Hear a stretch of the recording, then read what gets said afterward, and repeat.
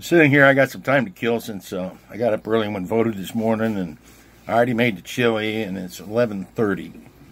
I already guided my wife to where she was going. Okay, unfortunately, I didn't have to take her. I had to keep her on the phone while she's driving there, though. You know, otherwise she'll panic. Anyway, so I was looking at rounds that for Ohio deer hunting. In Ohio, you're allowed to use a straight wall rifle cartridges above 3.57, below .50 bore diameter for deer hunting in Ohio. So the round I was looking at was called the .45 Raptor. This particular round, you approach this, and as far as guns are concerned, you do one, two ways. You can buy a .45 Raptor upper for an AR-10 frame. That's the same frame that shoots a .308. And you might have to use a slightly different magazine. Or you can rebarrel a bolt action into that. Something like on a Savage or something like that. If you would have it, go to like SavageShooters.com or whatever, and have one reamed in .45 Raptor, it comes to you. You install it on your frame with the proper headspace gauges.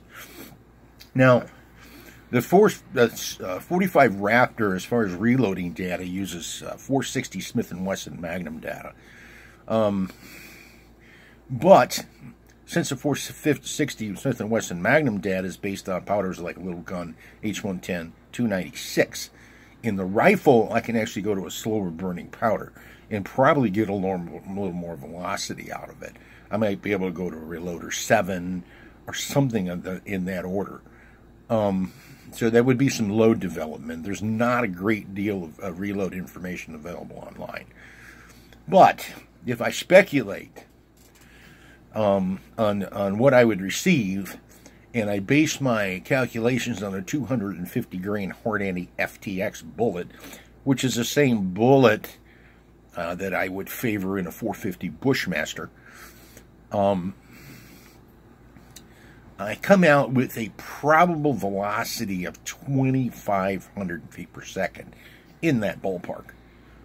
Well, 2,500 feet per second for a 250 grain bullet with a ballistic coefficient of 0.21 is respectable. So, I did the calculation as far as the theoretical trajectory with a 200-yard zero. Well, with a 200-yard zero of that, it comes out to slightly more than 3 inches high at 110 yards. Okay, a 2.8 at 100. And in about 4.5 inches, I'm going off the top of my head with this, at 300 yards. That's with the 200-yard zero. And retaining at 300 yards in the neighborhood of 1,300 foot-pounds of energy, which is above our desired minimal energy for deer hunting cartridges of 1,000 foot-pounds. That's just what people say. Don't necessarily agree with the foot-pounds of energy theories. But what I have is I still have enough velocity to cause some expansion on the bullet, and I still have a bullet that's almost half-inch in diameter. So it would be a definitely killer at 300 yards. It would not be the more lobbing trajectory of the .450 Bushmaster. It would be somewhat flatter trajectory. In my personal deer hunting, since I hunt in Perry County, and Perry County is, and where I hunt in Perry County is woods, okay? And a 100-yard shot is unheard of, okay? Usually your shots are inside 50. And typically I've been using the .45-70 Marlin, and others in my group are using the .450 Bushmaster to very good success. They kill astoundingly well. I'm talking dead right there kills. Very humane, drop them in their tracks. So there's really no need for, as long as I hunt in Perry County, to build a rifle like a .450 Raptor. But if I ever stop hunting in Perry County and start hunting in places like up here, or maybe places in Ohio Power, or places like that where I can have those long-range shots because of agricultural fields or whatever else, I would build a 45 Raptor.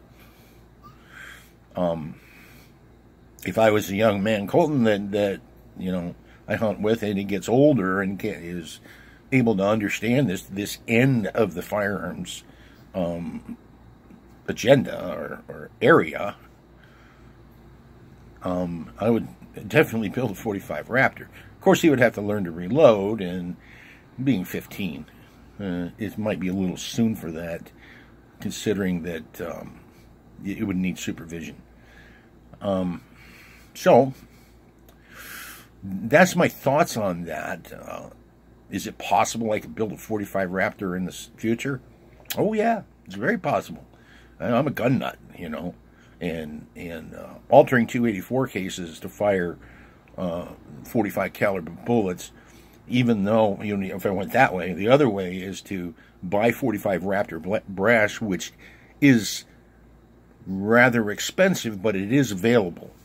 And that's probably the way it would go, because you're not going to shoot a whole lot of rounds, especially in that FTX bullet that cost you $30 for 50 bullets. Okay? But that's a long way for Ohio. 300-yard rifle in Ohio is unheard of. So, that's my thoughts on that. Give me some feedback if you have any thoughts. All right, bye.